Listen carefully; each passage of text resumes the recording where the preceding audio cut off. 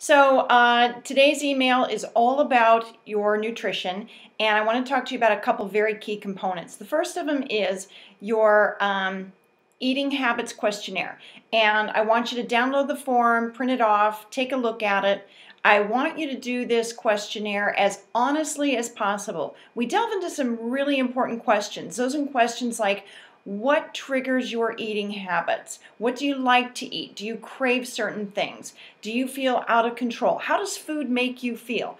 These are all really, really important questions that you really need to think about when you start to change your lifestyle and the nutrition that's involved with that. Also involved, attached to this email, is your weekly log for food in your nutrition log. And I want you to download that, make a couple copies of it if you need to.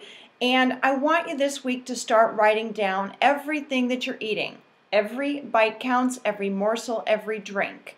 So this is important because as your coach, I want to know what you're putting into your body, when you're doing it, and why you're doing it. And if you fill out, basically we need 3 to 5 days worth of food so that we can kind of see those patterns evolve. So that's a real important piece of paper I want you to get started on right away.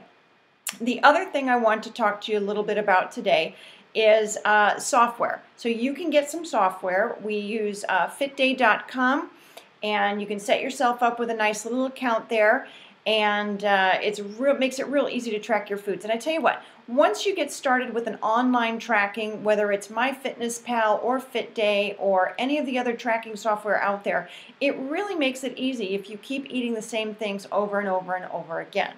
So I want to talk to you about the purpose of food.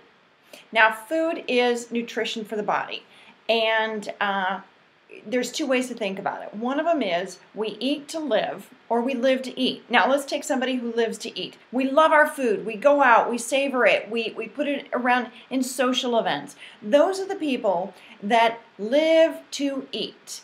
Now, what's the other way around? We eat to live, which is as it should be. We put food in our body as fuel, and it keeps us going. It really is just that. It's fuel for the body. So again, let's take out that emotional component and that social component of food, and let's just take it down to the bare bones. Fuel for the body. I want you to think about that, and I want you to think about how you interpret food.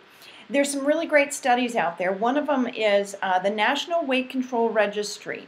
And these have been a group of people that have been successful in taking weight off and keeping it off for a number of years. You can go to their website, just look them up, and you can find what the traits these people have in common. Most of them, almost all of them, say they eat breakfast. And actually, skipping breakfast has been shown to make you gain weight in the long run, not lose weight. So while you might be tempted to kind of skip breakfast because you're thinking you're going to save 300 or 400 calories, or perhaps you don't eat breakfast because it just starts triggering that food for the rest of the day. It's actually wrong. We need to put fuel in our body, fuel in the tanks, just like you put gas in a car, first thing in the morning to give it energy throughout the rest of the day. And that's the purpose of eating breakfast. It's brain food. It gets us thinking. It gets us going in the right direction. The other thing about skipping breakfast is that it tends to make you more hungry later in the day. So when you skip breakfast, now all of a sudden it snowballs and you want a bigger lunch and you want a bigger dinner, or you give yourself permission to have a bigger meal because, well, I didn't eat breakfast, so it's okay, right? Okay, so here's your assignments for this week. I want you to fill out the eating habits questionnaire. I want you to start tracking your food intake via the weekly food log. And I want you to start thinking about all of the things that we've talked about in this email. All right, I'll talk to you later.